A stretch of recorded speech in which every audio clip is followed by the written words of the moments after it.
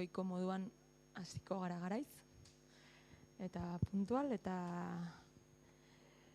ez gara zain egonen oraintxe kantari ari zan bezala, Gorka.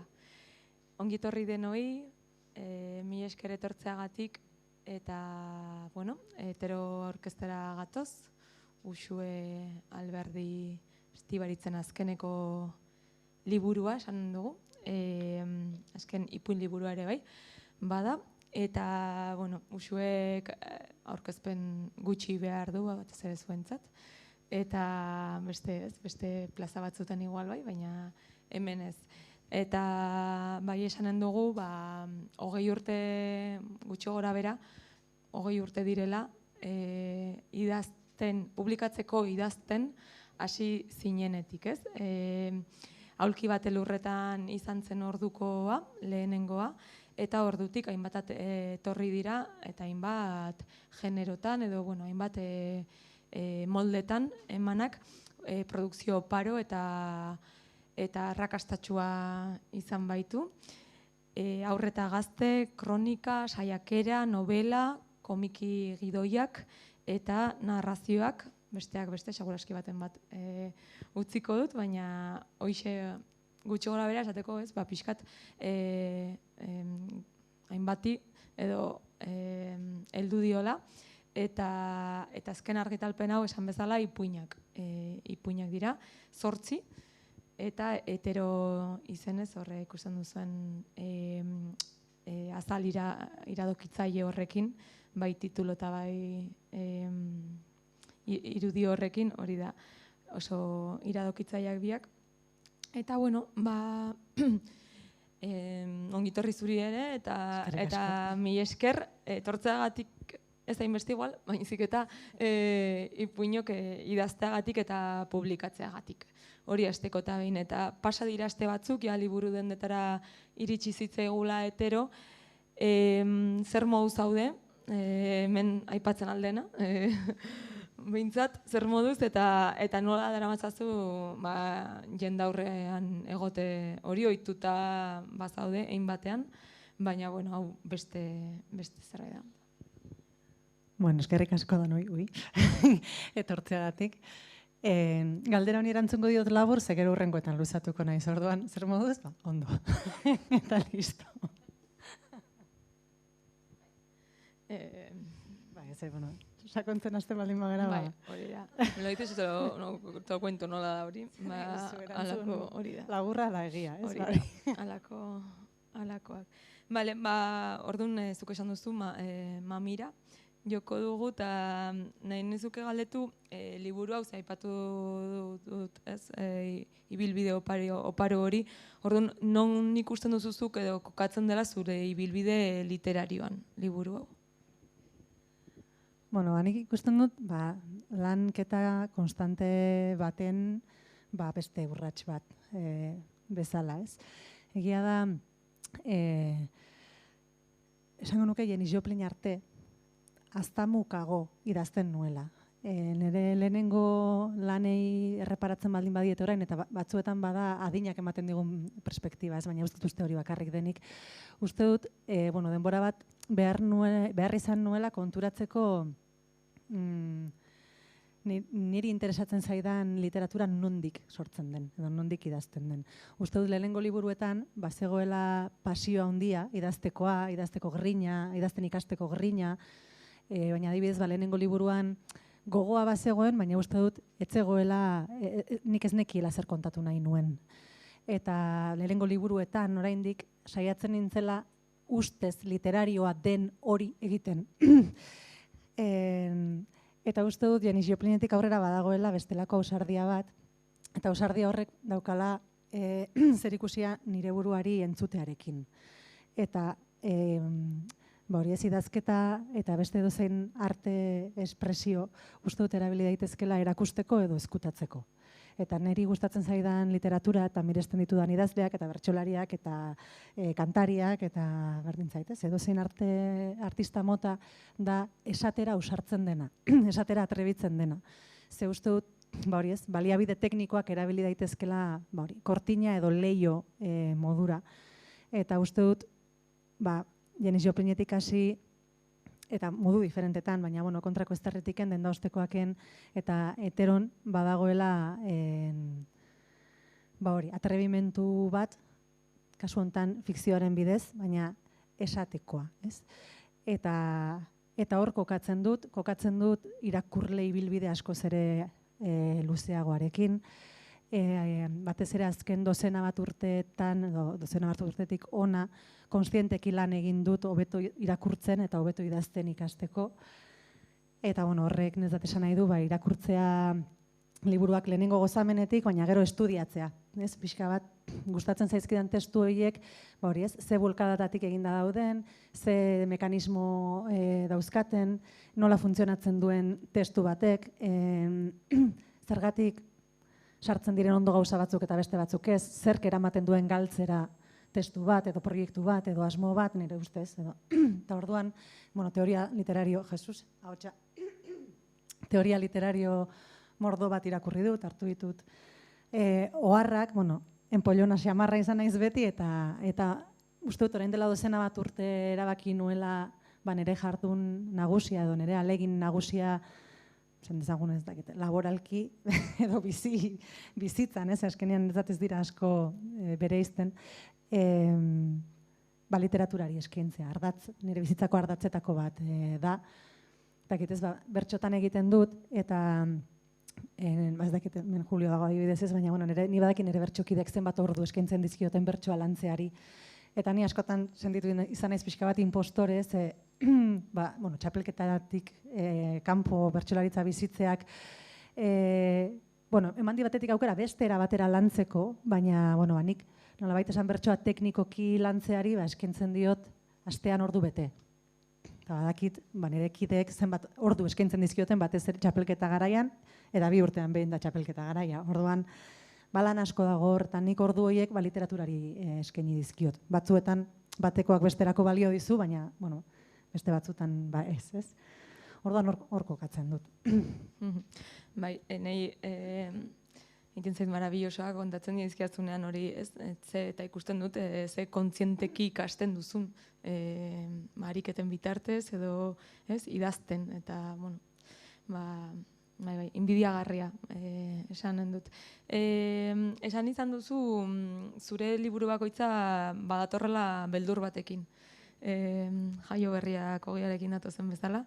Eta galdetu nahi dizut, zer beldurretatik idatzi duzun liburu hau, zer beldur zenuen liburu honekin, ez baita igual gauza bera, eta behin aterata beldur horiek gainditu dituzun, desegin diren, beste berri batzuk sortu diren, zein da? Beldurretatik baino, nik ez dut uste beldurretatik idazten dudanik, baizik beldurreta guzti, beldurrekin. Baina idatzi baino publikatu egiten dut beldurrekin. Idazterakoan ni oso libre sentitzen naiz. Justu gaur, jarri nintzen Audre Lorden Your Silence Won't Protect You, edo zure isiltasunak ez zaitu babestuko liburua berri irakurtzen eta hortik ohar batzuk eta ateratzen. Gero igual aterako da zergatik. Baina badauka kapitulo bat erotikari buruzkoa. Eta kapitulo horretan, berak erotika edo erosaren indarra ulertzen du sormen indar bezala, eta ulertzen du nolabait beste baten gana bultzatzen zaitun indar hori bezala. Eta beste bat izan daiteke beste gorputz bat, baina izan daiteke idazketaren bitartez beste norbaiten gana iritsi nahi bat ere ez. Eta uste dut, idazketa niri interesatzen zaidana, eta nik zentzua bilatzen diodan idazketa niretzat, hainbeste ordu eskaintzeko da, nire barreneko erreka horri entzuten diona, eta sortzen da, nire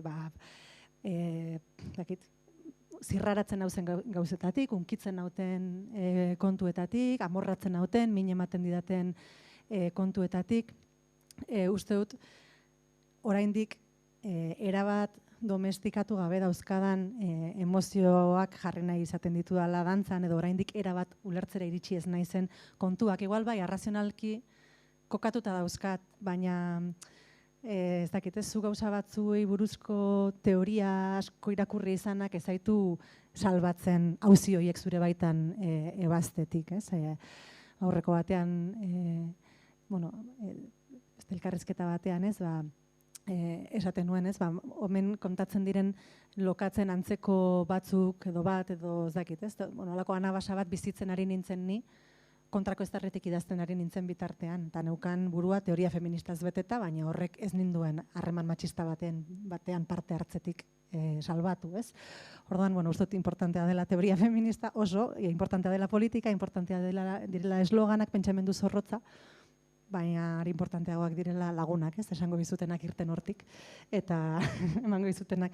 Orduan, nik hortik idazten dut pixka bat. Idazten dudanean, saiatzen naiz, nire espresioari autopistalik eta zabalena ematen. Eta bilatzen zein den pertsona bakoitzak baldin badokagu nota preciso bat, ez?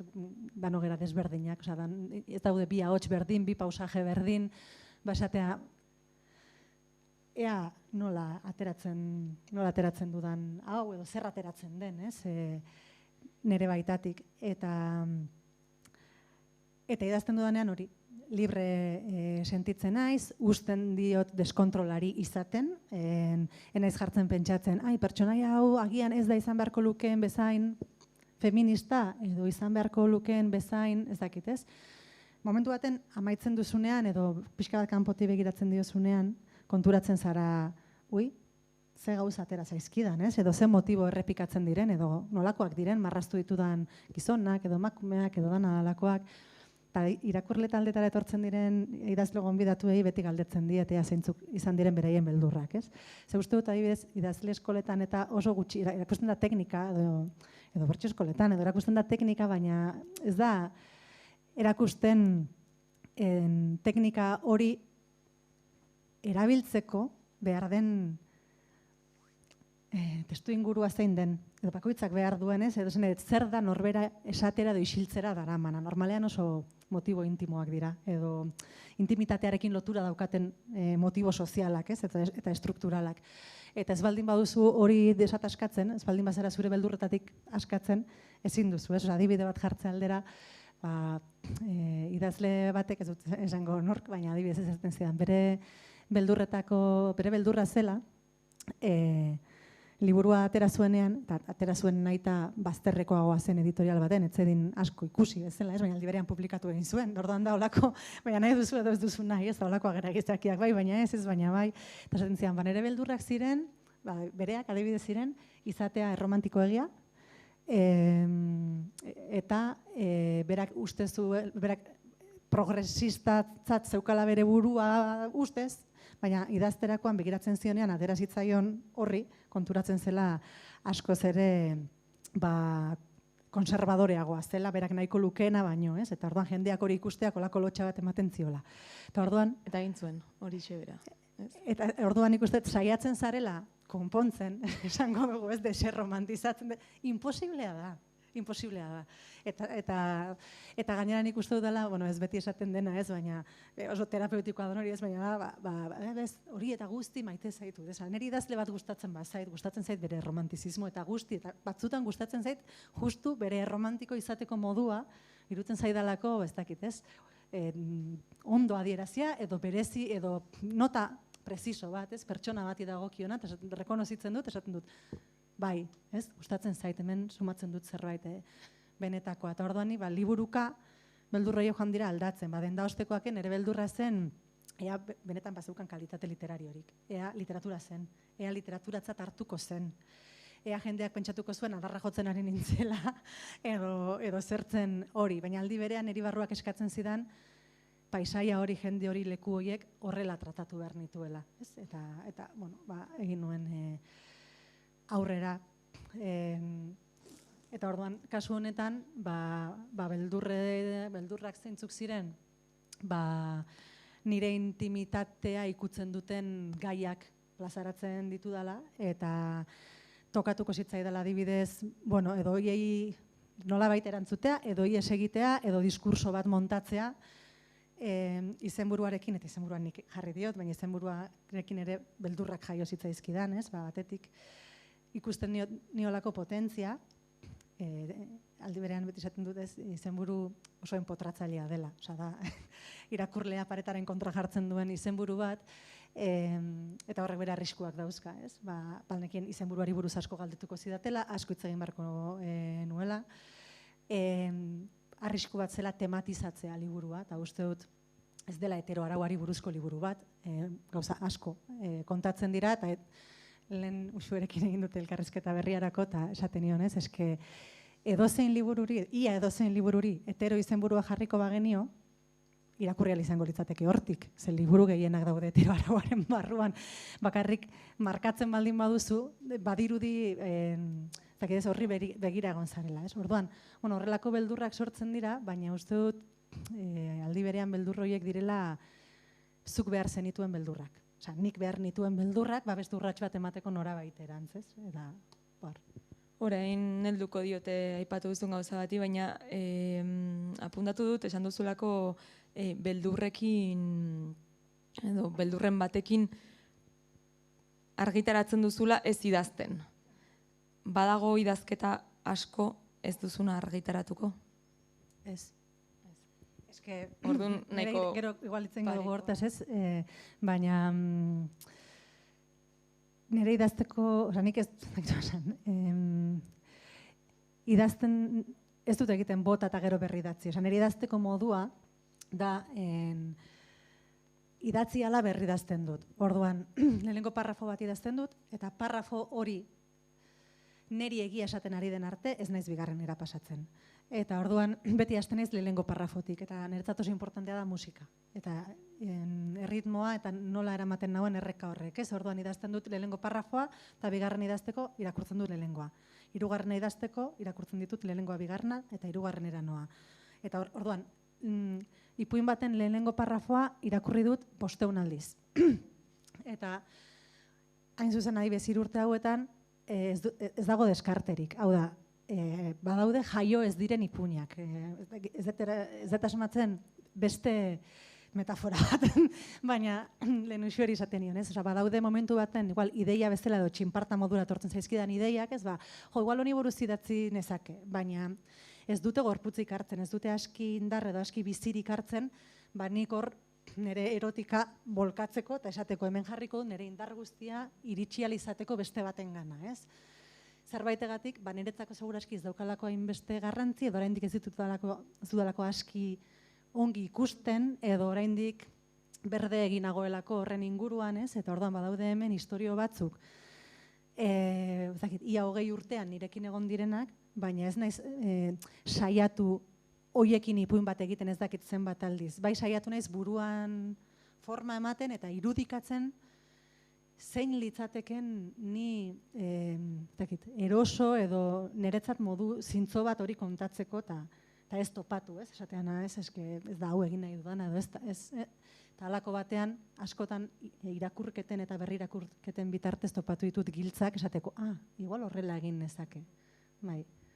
Bueno, hor geratuko dira, irudi edo ideia batzuk, behintzat, eta igual etorkizunean hartuko dute forma. Aipatu duzu atrebentzia, eta ez nola zure buruari baimentzea edo atrebitzea, edo atrebitzen zaila, eta zure buruari entzutekoa ere bai, aipatu duzu. Esan duzu zure esperientziatik edo hurbil, edo zure intimitatea ukitzen, ez? Esan duzu duten ipuinak idatzi dituzula edo publikatu dituzula. Ez dakit horrek aldatu duen inolaz historioi heltzeko modua. Gero igual horrek zer sortzen dizun da bai, baina historioi heltzeko modua aldatu da, ikusten duzu edo identifikatu duzu aldatu dela? Ez dakit. Ez, niretzat biak batera datoz. Forma bat bilatzea, ez da historia alde batetik eta forma bestetik, da historiak bidea topatzen du forma egoki bat topatzen dio danean, ez? Eta orduan, justu, jaio gabe dauden edo historioen kasuan, kontrako eztarritik publikatu eta gero hasi nintzen artxibo bat elikatzen izena zuena isiltasunari buruzko oharrak. Eta hor garai hartan, hainbat irakurketa eta hainbat azpimarra eta hor sartu nituen, eta heteroren ostean berriro aktibatu zait, eta lehen esan bezala, horregatik ari naiz berri irakurtzen Audre Lordena adibidez, ez? Eta hortik abiatuta gaur horrelako parrafo bat idatzi dut, gogoeta bat, eta zen, aspaldian lagun bat baino gehiago esan dit, jontaz idatzi nahiko nuke, baina eske ezingo nuke argitaratu. Ez?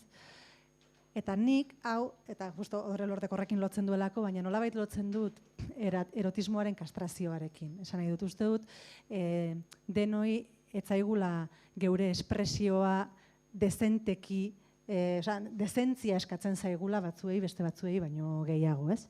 Eta orduan,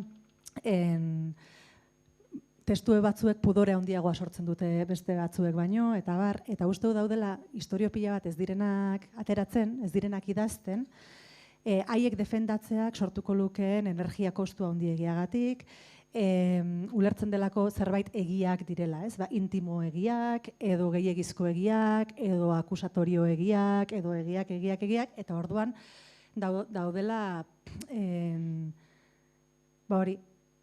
atzeratutako desira asko. Nik lagunen artean ala sumatzen dut, ez? Atzeratutako gaiak, atzeratutako kontua, komplikatuak direlako, edo ukitzen dutelako jendea, edo oso bridatuta, edo oso mozorrotuta, edo oso, ez dakit ez, ateratzen direnak, eta batzuetan, ez dut esaten honekin, kontatzeko modu interesatzen zaidan bakarra nitik hurbil dagoena denik, hau da, uste dut, badaudela oso benetakoak diren historia erabat, ez dakit nola esan, ez?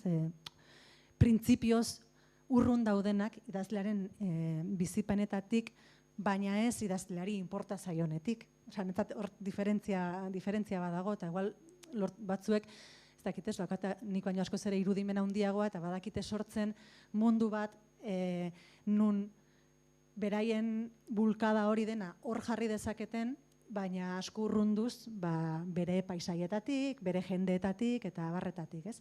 Baina bai iruditzen zait, denon ardura dela literaturari buruzko diskursoak egiten ditugunean, zer den literatura eta zerekin ibili behar den kontuz, adibide bat jarriko izutez, adibidez, hau ateratzerakoan, zuzentzaileari esan nion ez nuela eskerrik jarriko liburuan, lagundu zidaten pertsonaia batzuek nahiago zutelako intimitatea gorde. Ez da ordan esan batzuek eskertuta besteak ez, eskertuko diot jendeari pertsonalki, eta listo, ez? Baina esan nionean, ez dut eskerrik jarriko, esan zian, bai hobe. Eta niretzat hor badago, nolabait, zeharkako kontzepzio bat, literaturak izan beharko lukenaren inguruan, eta da, izan behar du, intimitatetik eta norbere bizitza, arrasto alik eta gutxien egon daitezela. Ez dadila ikusi liburu horren atzean dagon pertsona. Eta horrek, kalte handiagoa egiten die gorputz batzuei bestei baino. Ari galdu. Ez dizugu galdetuko zuzentzaile horren gorputzaz. Uste dut, irudikatzen aldugula. Aipatu duzu idazteko grina, hasieran igual hasi zinenean publikatzen ez, grina hori mota batekoa zala, eta idatzi edo zuk idazlere izan nahi zenula, eta idazteko egin behar zirenak holan ikasten eta egiten zenituenak. Hauetan ere, zuk esan duzu ez da lagon berridazketa handirik, baina horrek ez hori da.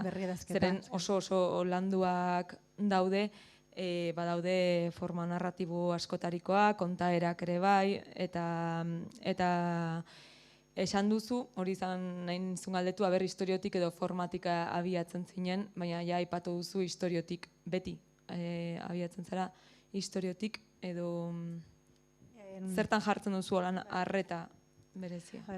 Lehenengo berridazketaren, kontua da, netzat gauza bera direla idaztea eta berridaztea. Baina ez horrela izan behar dutelako baizik, nire kasuan ala direlako. Dauzkate, bazak eta adibidez, Miren Amurizak egiten du lehenengo bera gainera horra esaten du. Dena bota, eta gero dena horraztu.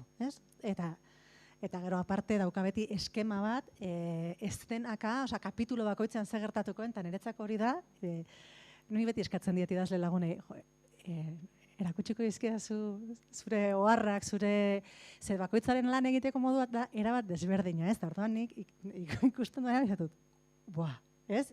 Eta aukidut aukera, ez testuketan irratsaio egiten genuen, astero elkarrezketatzen genuen idazle bat, eta bakoitza mundu bat da. Baina nire kasuan, idatzi ala berri idazten dut, Ez baldin badago zerbait egiten didana, hori soluzionatu arte, ez dago lasai, ez? Eta orduan, Eta galdera zen, forma narratiboak eta zer datorren lehenago. Kasu honetan, nik uste bazeudela hor istorio batzuk, eta istorio esaten dudanean ematen dudala istorio bat ja osoa, ez? Norbait hasiera batekin, ebukaera eta dena. Eta ez, da gehiago bazeudela hor, bezakit edo, batzutan bizipen batzuk, paisaia batzuk, pertsona batzuk, garai batzuk, deika sumatzen dituenak, ez? Zaten, hau kontatu beharko nuke edo hau kontatzeko gogoa daukat.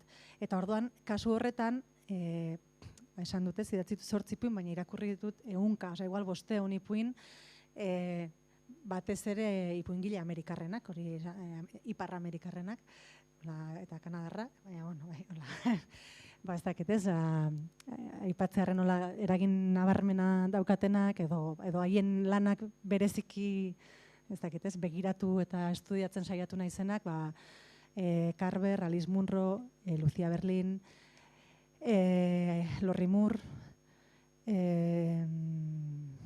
Truman Capote, 5 horiek, esango nuke batez ere. Gero beste hainbat irakurri ditut, baina eta orduan askotan irakurketa horiek izan dira eman dizkidatenak giltzak esateko, eta honek hemen egiten duen bezala egingo banu, ez? Adibidez, 2 ipuin dialogatuen kasuan, horiek daude Kapoteren Kamaleoientzako musika liburuko azkenengo parteko istorio dialogatu horien forman idatziak, ez? Edo adibidez badago ipuin bat, Seaska kanta atzera kontaketa baten modura ematen dena, eta hori Lorrie Moorek egiten du, ez? Badozka hainbat ipuin atzera alderantzizko kronologia modura kontatzen dituenak, eta haiek irakurtzen ari nintzela esan ostras. Eta hau horrela kontatuko banu, ez? Orduan, gero forma horrek berak eramaten zaitu, oraindik garatu gabe dauzkasun eta buruan daukasun hori guztiaren beste alderdi batzu ez pentsatzera, ez? Horrela kontatu behar baldin badut, nola pentsatu behar dut bizipen hauetan, garai hauetan, jende honengan, ez? Askotan formarik ez daukasunean, hain multiplea da realitate, esaten duzu, dena batera ezin da pentsatu, jaso, reproduzitu, ez? Baina ia forma bat daukasunean, hasi zaitezke pentsatzen, beste gauza horietan. Badaude istorio batzuk hori luza egon direnak nirekin, batzuen kasuan oharrak neuzkan hartuta, ikutzen gaituen uraren atzean, 20 orrialde Word daude oharretan, ez? Gure pubertaro eta adolescentzia garaiko oroitzapen oharrak, uso pasearen garaian ere, uso pasea idazteko ere memoria ariketa bat egin nuen, idazten jarri aurretik, bestearen aurreko ipuinaren kasuan, oharrak hartuta neuzkan zertarako izango ziren jakin gabe. Gero enkargu bat etorri zen eta pentsatu nuena, eta adolescentzian kokatzen badut eta horrela sortu zen ipuina. Baina nik aurretik neuzkan, adiskideen etxeak izeneko karpeta bat neukan, eta hor joan nintzen biltzen, 11 urtetik 17 urte bitartera edo lagunen etxeetara joaten nintzenean atentzio ematen zidaten kontuak, eta hizkerak, eta esamoldeak, eta objektuak, eta estetika, eta hainbat gauza. Beste kasu batzuetan, adibidez, Seaska kantan grabazio batetik abiatu eta sortutakoa da.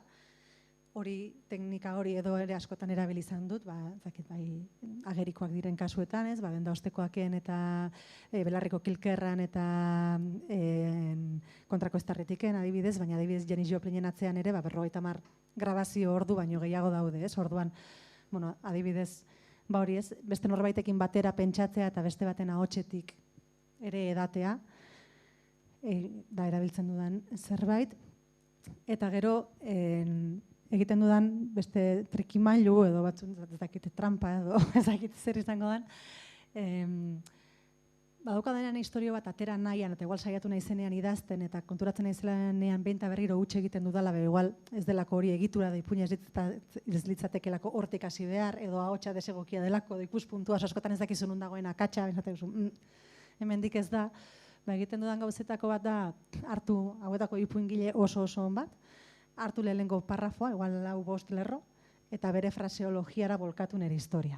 Eta orduan egin hartu eta esan nire historia berak, obligatu egitea, berak egiten badu esaldi laburra, esaldi luzea, dialogoa, deskribapena, egitea gauza bera nire historiarekin, ez? Orduan, karo, ipuingile bikainoiek, nik suposatzen dut, beraiek badakitela ipuin bat nondik hasi behar den, ez? Eta nola, eta orduan, nahi gabere urruntzen hau pixka bat nire ahotsetik eta nire inertziatik, eta beste baten ahotsera igotzeak zabaltzen dit, usueri lehen esaten nion, ez da pixka bat mozorrotzea bezala zure espresioa atera dadin, zure benetako espresioa atera dadin, ez? Ordan, olako trampak egiten dizkiot nire buruari, edo lehen intimitatearen agaldetu diazunean, nire Barzabalia dibez askotan izan diot, eta berak ere bai, nahiko nuke baintxe bertan Minnesotakoa izan, ez? Minnesotako idazle bat izan. Eta orduan, pentsatzea Minnesotakoa zarela. Zure buruari trampa hori egite, nahi zemen nago, Minnesotako idazle bat. Alduzu sinetxita, edo ez, nik aldiot esan hori nire buruari, baina gero. Bakoitzaren habilidadearen arabera, gezurrak sinisteko. Ez, baina da, pixka bat, egiten duzunean hori, da nolabait sentitzen duzulako badagoela zerbait zure testu inguru hurbilak lotzen dizuna, ez? Eta orduan, ja irudimen ariketa bezala esatea, eta Minnesotakoa banitz zer egingo nuke. Eta ikustea distantzia. Eta gero ja erabakitzea, joango zaren Minnesotaraino edo geldituko zaren Logroñon. Ikusten da, bilaketa badagoela ere forma aldetik, ez eta behartze bat igual zure burua edo zure eskua behartza beste molde batzutara horre egokitzeko edo ea zer moduz eta nondik zera matzan horrek. Eta egia da, esan duzu, ehunka ipuin irakurri dituzula eta badago ez, ipuin gileen artean ere entzuten da batzutan ez dutela ipuin bat irakurri nahi izaten, ez, idazten dauden bitartean, ez, horrek, txarrerako kutsatuko ote ditun, ez, onerako beharrean, jogerak eta denerako daude. Formaldetik eta bai ikusten ditugu lan berritasun batzuk, eta igual ez dena hainbeste aldatu da batetik hizkuntzarekiko zorrostasuna, esan nahi dut aurreko liburuetatik, eta gaiak, ez, agertzen diren gaiak, ze historiak diferenteak dian arren, hemen ere beste batzutan bezala harreman ezparekoak agertzen zaizkigu, agertzen da zaurgarritasuna, agertzen da barne gatazkaren batekin bizi diren pertsonaiak, eta barrez, baina horri gehitzen zaio zuk lehen aipatu duzu ez dela heteroarauari buruzko liburu bat, baina bai heteroarauaren barrenean mugitzen diren emakumeak gehien bat, eta hori lotuta dago aita biologiko eta ez biologikoekin dituzten nahi eta ezinekin, ez? Bi horiek eta mitifikazioa, desmitifikazioa eta alakoak miresmenak, hilketa simbolikoak, eta bar. Osa pila bat esan dituzu. Bai, etorri zait burura, nik umetatik idazten dut, eta nik uste hasiera batean igual nire zinegonari eta anabasa mentalei ordena pixka bat emateko ariketa bat zela niretzat. Eta akordatzen naiz umetan, ematizela kristona amorrua, ze saiatzen nintzen nire aitari buruz idazten eta ezin nuen. Umetan, eta batakit ez, helduaror arte aitarekin talka hundian hasi nintzen, antza hundia daukagu. Eta esaten nuen, ezingo dut inoiz idatzi, eta gero orain behiratu dut ez dut beste zertaz idazten, ez arrabeskat. Zentzu diran norbere motiboak. Aurreko batean podcast bat entzuten ari nintzen, eta idazle mexikarra bat justo gaia zen, hori ez, intimitatea, norbere esperientzia, fikzioa, distantzia horiek, eta hortaz ari zen, eta berak esaten zuen, bere gauzarik intimoenak eta berak kontrolatu gabe, esan nahi gabe, atera zitzaizkiola errealitatetik despegatuen zegoen lanetan, ez? Eta adibidez, zizela orain dela 4 urte psikoanalizatzen, eta konturatu dela trama diferente pila bat eta testu diferente pila bat idatzi dituela, baina beti eramaten duela pertsonaia vulnerabilidade eta humilazio goera batera, eta ez dela defenditzen. Ez? Eta horrek esaten du, ostra, igual hau da, nire buruaz esan dudan egiarik handiena, ez? Eta Orduan, uste dut badaudela motibo batzuk errepikatzen direnak, ez? Nire egin ditudan lanetan, batzuk kontrolpean dauzkadanak edo ohartzen naizenak, eta beste batzuk ohartzen ez naizenak, eta hori lotzen dut hasierako aipuarekin, ez? Molly Malone Cook argazkilariaren aipua esaten duena gure alde segurutik idazten dugu, gure alde itxutik. Eta honekin bizka bat adierazi nahi nuena zen, ez? Guk edo idazle batek idazten duela ikusten duenaz, baina ikusten ez duen guztiarekin baita ere, ez? Eta orduan hor dagoela gure itxumena ere. Eta aldi berean irakurleak irakurtzen duenean ikusiko ditu gure puntu itxuak, ez? Batzuk ikusiko dituzu nik niregan ikusten ez ditudan gauzak, seguru. Eta aldi berean irakurleak segurazki ez ditu ikusiko bere puntu itxuak. Eta irakurri ere irakurtzen dugu gure puntu itxuetatik eta ikusteko gai garenetik eta ez garenetik, ez? Niri terapeuta batek esaten zidan ikusten dugula bakarrik ikusteko gai garena, ikusteko prest gaudena, ez? Osea, inoiz ez duzula ikusten zerbait, ez baldin bazara hori jasateko gai, ez? Eta uste dut badela, badaudela hor, holako motibo batzuk eta aita kultural, aita politiko, aita ponteko, aita etxeko, hoien inguruko ipuin bat baino gehiago daudela eta oso nabarmena egiten zain niri ez nola dauden protagonistak bi indar kontrajarriren artean, ez? Osea, alde batetik nahi dute aita hil simbolikoki eta beste alde batetik ez aldi berean nahi diote aitari bizirik eutsi eta adibidez badago ez gizakiaren adin guztiak izeneko ipuin bat, hori sortu zena gure aitaren zahartzaroak ematen didan inpresiotik, eta hortik sortutako ipuin bat da, eta hor ikusten da, familia, sartzen ari den aita batek, eta bere bi seme-alabek igeriketa karrera bat egingo dute, familiak antolatuko du igeriketa karrera bat, eta dena prestatuko dute denen artean aitak irabazi dezan. Eta bere neurrira prestatzen dute eta dena, ez? Eta orduan egiten dute karrera hori eta alaba irabazten ari da eta azkenengo momentuan aitak pasa egiten dio. Eta alabak sentitzen du izugarrizko deskantsua, izugarrizko arindua aitak oraindik irabazten diolako. Akordatzen naiz 16 urterekin aitonari pulsuan irabazi niola. Eta negarrez joan nintzen komunera.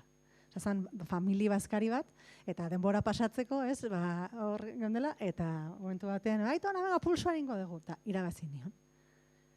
Sartu zitzaidan negar gure bat, ez, azkenean, zuk, ni txibitara eramaten induen aitona hura, bizkarrean hartzen induen ez dakiz zer, eta orduan, simbolikoki bulertu ezkero, edo eraman ezkero plano simbolikora ipuin hori, uste dut badela baita ere esatean, ez? Hemen badago maitasun bat, xamurtasun bat, familia bat aitari bizirik eutsi nahi diona, baina aldi berean gizartean ezote dugun beti jokoa prestatzen aitak irabaz dezan, ez? Eta ezote dagoen beti jokoa eta joko arauak haren mesedetan eginak ezote dauden, ez? Eta orduan, adibidez, Jule Goikoetxearekin irakurri zuenean deitu zidan, da ongilan hainbat gauza komentatzen, eta berak esaten zidan, iruditzen zaiola kriston gaia hori, ez? Esaten zuela, eske dozein borrokatan, hautsi, aldatu, eraldatu, apurtu, gainditu nahi ditugun, berdintzait, regimen politiko, ideologia, dena delakoak, horiek egin gaituzte. Orduan nahi ditugu hautsi, baina aldi berean gure parte dira, eta gure struktura psikologikoaren, gure maitatzeko, desiratzeko, izateko, harremantzeko moduaren parte dira. Eta orduan horregatik direla hain zailak iraultzak, bakoitzaren barnean daudelako kontrako indarrak ere, ez? Eta hori da, erresistentziak ez daudela, kanpoan jakina daudela, baina norbere baitan ere badaude erresistentzia horiek, eta iruditzen zait, ez baldin baditugu aipatzen edo ikusi nahi, geure buruari trampa egiten ari garela. Edozein gauzatan erresistentziak kanpoan bakarrik kokatzen baldin baditugu. Eta orduan adibidez, ipuine hauetako zenbaitetan emakumeek hartzen duten jarrera ere ez da nolabait esan arrotzeko modukoa edo feminista eredugarrien jokabidea. Eta adibidez, zuk esan zenidan, ez? Literatura lezioak ipuina irakurri zuenean, garazik idatzi zidan segituan, eta esan zidan haserretu zela editorearekin, haserretu zela idazlearekin, eta haserretu zela bere buruarekin ikusi zuelako bere burua idazlearen posizio horretan, bestelako harremanen batean, ez? Eta niretzat importantea zen, nolabait, marko hetero horren barruan, emakumeon partea ekuaziotik ez ateratzea. Hau da, erresegia iruditzen zitzaidan nolabait gizonezkoen botere abusuak bakarrik marraztea, eta ez marraztea nola hartzen dugun guk parte aitak irabaz dezan. Osea, nola egiten duen amak, nola egiten duen alabak, zergatik egiten duen, eta zein indar egiten duen aitak irabazten jarraitu dezan, ez? Eta, bueno, hor, badaude, hainbat motibo, segurazki, nik ez dakit zergatik, nire esperientziak, hori aurkezpenean esan genuen ez, segurazki nire esperientziak baldintzatu du nire begiratzeko modua, eta nire begiratzeko moduak ere baldintzatu du nire esperientzia, ez? Orduan ez dakigu oso ondo zer hasten den lehenago. Bai, eta batean baino gehiagotan agertzen da tentsio hori, ez aipatu zuen tentsio hori, nik uste dut oso ongi eusten zaiola, eta gero beste alde horren, ez dakit, alde hori adiraztea ere, egiten du, ni puinak zintzoak edo sartzen dira, ez dakit, ez dago manikeismorik eta oso zintzoak ematen dute ipuinak ere, esan edut bi tentsio hori agerraraztean iruditzen zait. Nahi asko molestatzen dit, zerbait irakurtzen ari baldin banaiz eta sentitzeak idazle horrek idatzi duela hori, ni berak nahi duen tokira joan nadin, ez? Iruditzen zait, niri gustatzen zaidan literatura ez da hori. Niri gustatzen zaidan literatura da, pixka bat, realitatearen multiplizitate hori representatzen duena, ez? Eta pixka bat anabasa hori representatzen duena. Eta justo horreko batean, aurkeztuen batean, galdetzen zidan, ez? Solaskideak, ea nola kontrolatu nuen distantzia horretan, zenbat pista gutzi, ez? Eta esaten nion, baina nola pistak? Hau da, nik ez ditut ipuinak idatzi jendeari pista batzuk emateko jendea realitate batera iritsi dadin, osea, alderantzizko prozesua da, ez? Da, atzean badaude bizipen batzuk, imaginazio batzuk, oroitzapen batzuk denetik, eta dago horren elaborazio bat, fikzio bat sortzeko, zeina izan daitekeen unibertsala edo interkambiablea, eta irakurtzen baldin bada beste toki batean, beste era batera ulertuko den, baina ulertuko den, ez? Hor gertatzen ari dena. Aurrera eginen dugu gaiekin eta aipatu dut hizkuntzaren zorroztasuna, ze, ohituak gaude uxuerekin eta oso hautatua dago dena. Lehen aipatu duzu, ez duzula berri idazketarik egiten, eta etengabeko idazketa edo kimatze bat dela, ez dakit hitzen zehaztasun hori ere bat-batekoa den, edo ondoren bai badago, hitz hau aldatzen dut hor badago, idatzi osteko kimatze bat dagon, edo idatzi bitarteko zehaztasun bilaketa bat, ez? Hori batetik, eta gero, hizkuntzaileekin lotua dagoelako, agertzen dira erregistro eta hizketa molde diferenteak, baina naiz eta euskainola dago, euskalkiak daude eta bar, iruditzen zait, ez zaela horietan rekreatzen, ez da behitu zenbat edo erabiltzen dituan, edo noa, jake erabiltzen dudan, noa asko erabiltzera hau, edo... Idazketa eta zehaztasunaren bilaketa, lehen berri idazketarena bezala, netza da, etengabea. Iruditzen baldin bazait ideia bat kamuts dagoela oraindik, hori soluzionatu arte, saiatzen ez, batzutan blokeatzen ez, eta orduan markatzen dut horiz, eta hor badakit soluzionatzeko zerbait dagoela, baina normalean saiatzen naiz momentuan soluzio bat topatzen, edo ohartzen zer kutxe egiten duen, edo zergatik den lanbroegia esaldi bat, edo zergatik den ekibokoa, edo zergatik den afektatu egia, edo zer failatzen duen asmatzen. Baina nik uste dut, ari gara aipatzen idazketa eta berri idazketa, eta niretzat idazketa ez da idazten hasten zarenean, hasten da lehenago. Eta orduan, zehaztasun hori askotan posible da, aurrez egindako oharren bilketagatik. Hau da, nik oharra kartzerakoan zehatza banaiz, saiatzen banaiz, detaile zehatzak bilatzen, hizketa zehatzak bilatzen, objektu zehatzak bilatzen, ez? Izan garai bat edo pertsonaia bat, edo harreman bateko dinamika edo atmosfera bat ezaugarrituko dutenak, gero idazten ari naizela jakina errazagoa da, zerotik inventatzea baino, ze hor lan bat egin duzu, lenguaje literario bat sortzen ari zaren bitartean baita ere, ze nahi gabe oharroiek hartzen ari zarenean, hizkuntza bera ari zara imaginatzen. Osea, buruan daukazun hori errepresentatzeko nola tratatu beharko zenukeen hizkuntza, ez? Eta horrekin lotuta, eta beste, hori ez, beste hizketa euskalki, sukalki edo dena delako, eta euskainol, eta barrak sartzearena, nahi asko interesatzen zaidan gai bat da, ez, hizkuntzarena, eta, bueno, gure tresna delako, ez nahi dut, ez bazaizu interesatzen hizkuntza eta idatzi egin nahi baduzu, iruditzen zait, oso arraroa, ez. Eta iruditzen zait oso importantea dela hizkuntza ondo ardaztuta egotea, gero haustea nahi duzun tokitik, ez.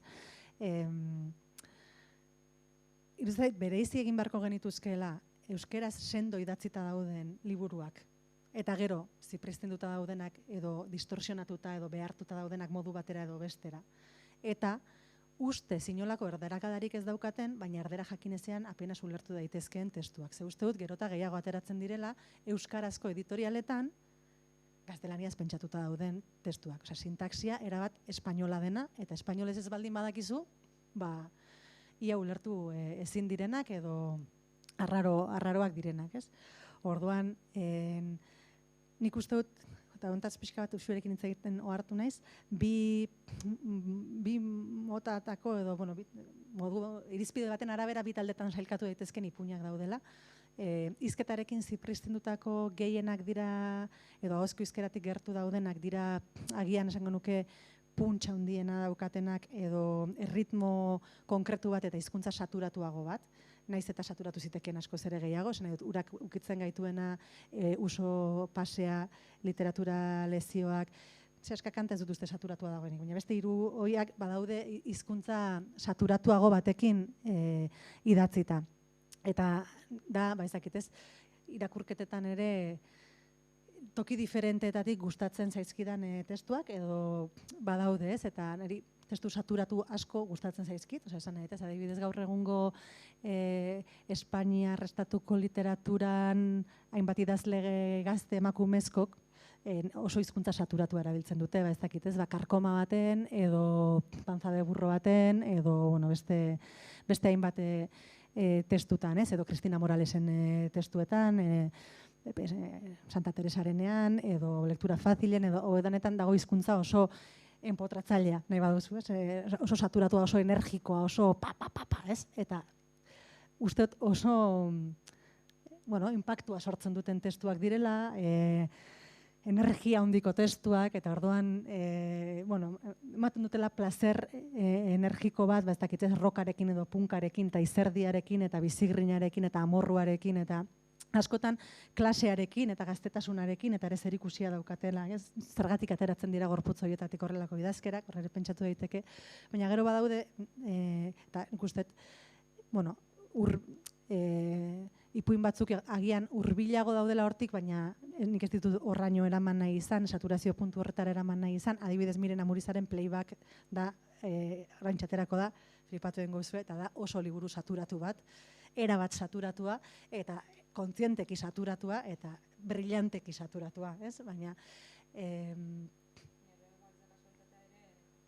direla, ez? Bai, eta erabat justifikatua dago, nola hitz egiten duten, eta nolako emozioak, eta baina gero badago niri literaturan ikaragarrizko plazerra ematen didan zerbait, irakurtzen dudanean, eta da idazketa ia gardena denean, ez? Edo, zakit, Carver aipatu izan dugu askotan, ez? Uda guztietan irakurtzen dugu. Eta da, ia nola ukitu zaituen nabaritzen ez duzun literatura bat, ez? Osea, ez dago atentzioa deitzen duen hitzik, ez dago esaldi bat esaten dizuna, begiratu neri, ez? Osea, dana dijoa, taldi berean bukatzen duzu, eta ez du, zenbat gauza esaten ditu, ez? Zenbat, eta orduan, badaude beste ipuin batzuk, lenguan Fermin Etxegoienek esan zidan berari gehien gustatu zitzaizkionak direla ipuin burgesak, eta dira justo hauek, ez direnak saturatuak, dira landare gazteko behar dutena, gizakiaren adin guztiak eta alargonak, eta uste dut hor badagoela hizkuntzatik beretik bilatu nahi bat alako, zakitez, sotiltasun bat, elegantzia bat, edo beste tono bat, ez? Eta orduan, zikindu dudan kasuetan, bai saiatu naizena da, hori, ardazten ongi euskararen 8. geruzan konpasa, eta esan, bueno, hori Cristina Moralesi entzunion hemen letra herida esaten zuen, ez? Osa, hitzak behar duten lekuan jarrita baldin badaude, dantzariak modura. Osa, gravitate zentroa ondo baldin baukazu, nahikoa da elkarri atz txikitik heltzea eta ez dira eroriko. Ez? Eta uste dut, ondo ardaztuta dagonean eta sendo dagonean, bueno, eman dizaioke musika, eman dizaioke ritmoa, baina euskera izaten jarraitzen du, ez? Kalkoekin gertatzen den bezala, ez? Askotan irakurtzen dudanean, ez imaginatzen miren izaten nion. Aterako zu playback eta egongo da 111 akademiako irakurleren bat jartzen duena erdarakadaz beteta dago datezu, ez dezu irakurri euskera hobeto entzuten duen testurik azken urteetan, ez? Eta miren beti izaten dauka belarri milenarioa. Eta orduan, karo, belarri hori lantzen duzunean eta horri garrantzia ematen diozunean, gero egin dezakezu dantza nahi duzun bezala, ez? Beti izaten dena. Zure tresna ondo ezagutzen baldin baduzu, askoz ere margen handiago daukazu askatasunerako. Eta, bueno, hortan saiatu naiz, baina ez oso konstienteki eta mirenek, mirenek elkarrizketa egiten baldin badiozu, mirenek dauka printzipioen dokumentu bat. Giztuen grazia egiten dit, timarko zenuke kartel bat eta hemen pegatu, nire printzipioak dauka bere printzipio linguistikoak, ez? Zergatik erabaki duen, haustura bakoitza zergatik den, eta beti berdin egiteko, beharko litzateken bezala ez, baina dauka oso sistematizatuta asuntoa. Eta, adibidez ez, momentu batean bere liburuan, esan beharrean, idatzi beharrean, garazi, Uxue eta garazi, testuan normalean, ez dialogoan, Uxue eta garazi, dira. Orduan, bikoteak diranean, ez, edo gazta eta membrilloa, ez? Orduan, dianean horrako bikoteak eta lehenengo hitza bokalez amaitzen bada, ta. Eta bestela, eta. Baina horrelako detaile txikietaraino, eta orduan, hasten zera irakurtzen, esaten duzu, hau nahita da, dana da bai.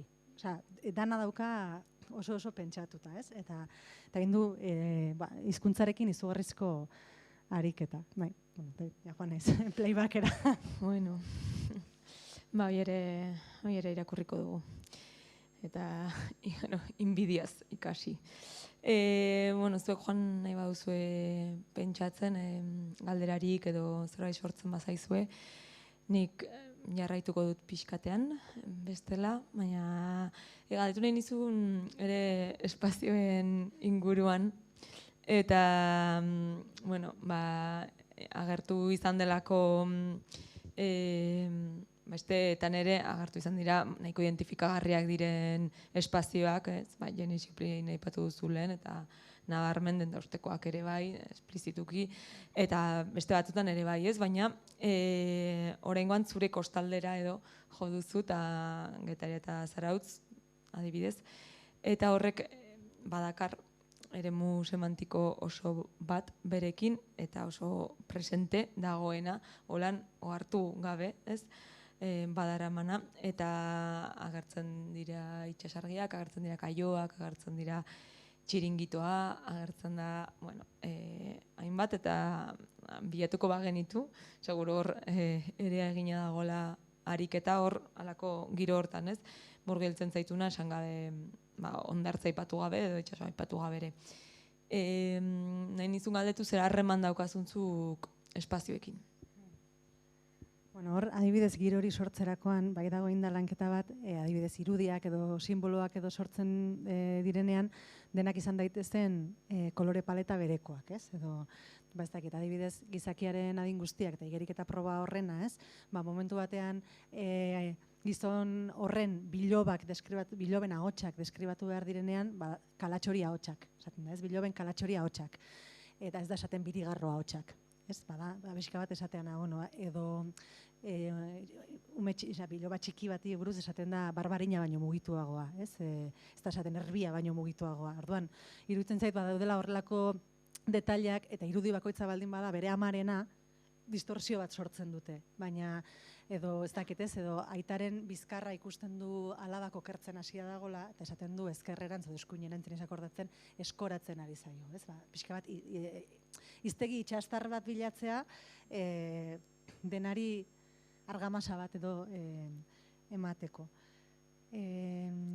Eta espazioekin daukadan harremana da, pertsonekin daukadan harreman, edo pertsonaiekin daukadan harreman berbera, edo hizketarekin daukadan berbera, ez da, oinarritu behar naizela errealitatean. Nik beti dauzkat pertsonak buruan idazten dudanean. Pertsona konkretuak normalean behintzat pertsonaia nagusietan. Bigarren mailako pertsonaietan batzutan bai, beste batzutan, ez? Eta espazioekin berdin, ez? Gustatzen zait sentsazio hori ezagutzen, eta berdin kontatzen ditudan auzietan, ez? Dira gertutik bizi izan ditudanak. Bestela ez dakidan, bestela ez didaten deitzen, edo bestela sentitzen dudan galduta nagoela. Eta batez ere espazioekin iruditzen zait oso arriskutsua bestela, hori ez, exotizatzea tokiak, erabiltzea tokiak eszenario hutsak balira bezala, eta nik irakurle bezala asko disfrutatzen dut, ikusten nahi naizenean idazlea paisaia hori, ez dakit nola esan, barrenean, ez dakit, zure ipuinak, ez? Eta ikusten etxea alokatu behar duen hori, ze autobus hartu behar duen, nora joan behar den, eta ikusten, Iruñan barrena ibiltzen, Iruñan barrena ibiltzen, ez? Eta ez, hori, estenatoki huts bat bezala, eta aipatzen, eta adibidez nik Janis Joplinen egin nuena, Bilbo ezagutzen nuen, beste aipatzen ez den herria, baina Elgoi bar da, ezagutzen nuen, baina momentu baten badago Bordele, eta ni Bordelen nintzen inoiz egon, orain urtero joaten naiz, baina ez nintzen inoiz egon, eta elkarrezketatu nuen asko ezagutzen duen lagun bat, pixka bat horrekin osatzeko, ze behar nuen hiri bat, Espainiar estatutik kanpokoa, baina gertu xamar zegoena, Nagore Vargasek egin zitzan analisiak eta kotejatu zitzan hango baremoak hemengoekin, eta bar, orduan eraman nuen Bordelera, eta gero Google Street Viewrekin, eta barrekin, baina gelditzen zitzaidan hala ere pixka bat turistiko. Sarkina, ez? Claro, ezagutzen du Bordele, guk ezagutzen dugun, guk zen edo nik, eta nire lagun honek ezagutzen dugun bezala, ez? Eta da, asteburu pasa bat joan, ardo bateran, ondo jan, pasiatu ibai ertzean, eta danok egiten dugun plan antzeko, ez? Gutxo gara bera hori egiten du Nagore Vargasek, eta hor gelditzen zait beti, hor behar nuen, momentu baten, askatu behar nuelako tramako korapilo bat, askoz ere gustora gelditzen naiz, ezagutzen ditudan espazioetan nabilenean. Bale, baukazue galdearik? Ongi zaite? Bai. Botako nik beste bat, baitu osongi.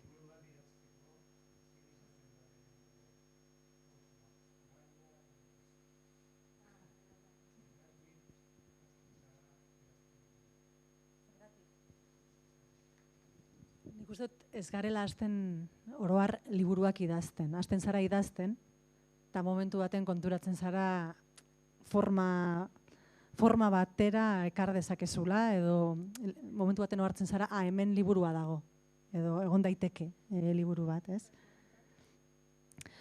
Kasu honetan ez dut liburuan pentsatu, nahiko amaieran arte esan nahi dut, ipuinka joan naiz.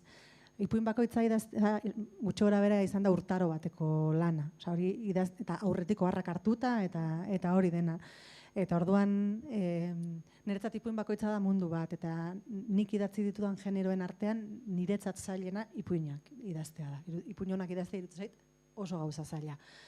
Eta orduan, karo, ipuin bakoitzak eskatzen dizu, hori ez, espazioen, gauza asko batera. Espazioen kontrol bat, pertsonaiak ezagutzea, lenguaia literario edo lenguaia erabiltzea modu jakin batean, eskatzen ditu ezagupen arrazional eta senezko diferente asko, aldi berean jarri behar dituzunak martxan, eta orduan joan naiz ipuinka, eta editoriari eta lagunei pasa dizkizuet baita ere, idatzi ala, edo ez bukatutat emandakoan, iritziak edo kontrasterako banaka. Eta momentu batean, ez dakit, esango nuke, laugarren ipuinetik aurrera edo, hasi nintzela ohartzen ez liburua zegoela, baizik, jarri dezadan ere indarra beste ipuin batzuk egiten, eta eman diezaiedan ipuin forma, deika dauzkadan edo historia hoi, edo pentsa dezadanea ipuin forman atera daitezken edo ez. Eta kontrara, noiz esaten duzu kitxo bala. 8 dira eta honekin geratuko gara. Akitzen naizenean. Da momentu baten, 3 urte daramatzadanean ariketa hori nik hasieran edo momentu baten pentsatzen dudanean edo 2 edo 3 edo 4 ipuin dauzkadanean ez, venga, egin ditzadan ipuin gehiago eta idatzi ditzan jarri nadin horretara, ze nire nik 2 ofizio dauzkat. Bertsolaria naiz eta idazlea naiz. Eta orduan nire lan orduak honi eskaintzen dizkiot. Orduan ez da, zakin nola esan, ez? Beste editorea izan eta edo irakaslea izan eta gero pixka bat bazter orduetan saiatu idazten. Orduan nik ni beti nago bila edo irakurtzen edo oharrak hartzen edo lanketa hori egiten eta publikatzea badakit posibilitate bat dela momentu batean zerbaiti forma ematen baldin badiot, hori publikatu daitekela. Eta zakin nola ninduan. Takiz esan barru, azten zait. 2. edo 3. ipuinean, ez dakiz esan. Osa, kasu honetan noiz ikusi nun liburua edo... ez aski.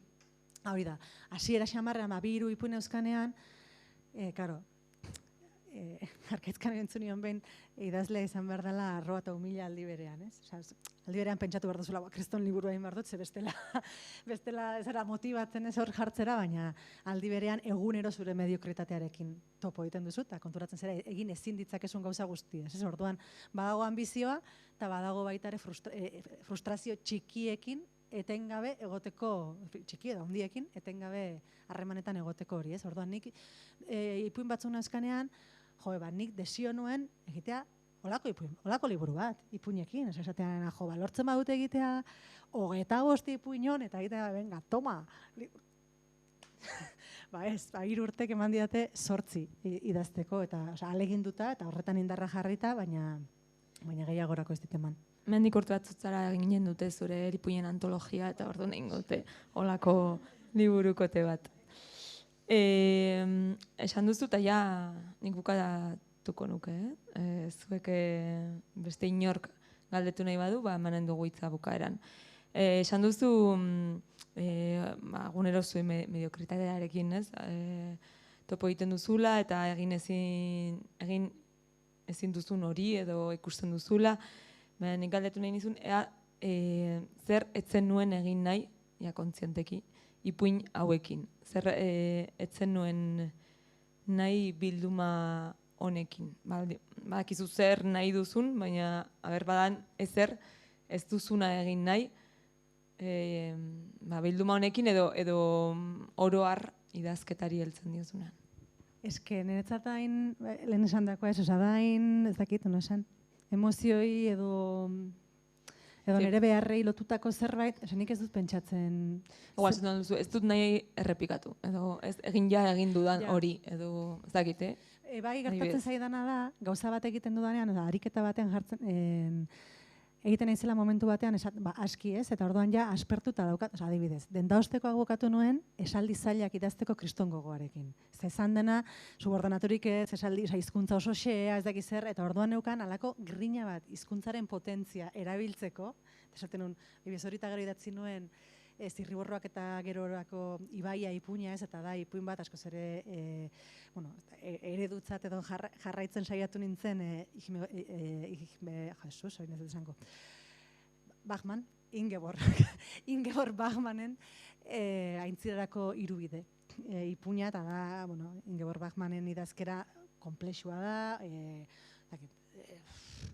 benpeko esaldi pilo batekin eta barrekin, baina zan, orain egin dezadan, kontrakoa. Baina hau pixka beti pasa izan zait, ez? Bezakit, atera zitzaidan aulkilokoa, eta batzutan ez dakidan reakzioa nire buruari, batzutan bai, eta beste batzutan reakzioa kanpo reakzioari. Orduan, momentu baten hasten naiz jasotzen aulkilokoa ez dakiz zer bai, goxoa, xamurra, hemen inoa da, orduan kabratzen naiz, eta orduan zendu, behin gaute euligiro. Eta orduan anteratzen dut, nire iluntasuna hor. Naiz eta niretzat euligiron badagon orain impostura gradu handiago bat. Ni nahi nuen Eider Rodriguez izan, euligiron, eta ez nuen lortu, obviamente. Baina uste dut, norbere buruarekiko joan etorri horiek, eta erresistentza esaten, honekin jaspertu nahi, zoin beste, direla aldi berean motorrak aurrera jarraitzeko eta azten jarraitzeko, ez? Orduan, Gero gertatzen zita adibidez, liburu garratz baten ostean goxo bat idazteko gogoa, adibidez, kontrako eztarritik eta gero neukan, hori denda ostekoak egiteko gogoa, etxera, burrukarekin negatu naiz gauzak esplikatzeaz edo minak eta zapalkuntzak izendatzeaz, eta gizarra behar hori eukin nuen, baina orain gogoa daukat, idazteko gertuko munduaz, xamurrak zaizkidan gauzak, bizirauteko behar ditugun sare gertuko ez, hortaz ez, eta gero, endauztekoak eta gero, esatean, orain gogoa, egiteko zerbait hizkuntzarekin komplikatuagoa dena. Eta ipuin batetik bestera ere bai, igual ipuin saturatu bat idatzi, eta esatea, benga, ez horrengoa zen beste toki batera. Baina ez, pentsatzen duelako, hau ez dut egin nahi, ez, batean, hori ez, jaten duzunean niri gertatzen zait, gozoa eta gaziarekin, igual, gozoa jan, eta esatu da, oin gozo gehiago ez du nahi, baina patata fregitu batzuk ateratzen badizkidazu jango, edo urdai azpikoa jan, eta igual horrekin asetu naiz, baina ateratzen baldiazu postrea, igual postrea, apiska bat hori. Bueno, geratuko gara, urrena zein datorren honen ostean, abertze kontrapixo jartzen diozun honi. Bada, galdetu nahi duen inor?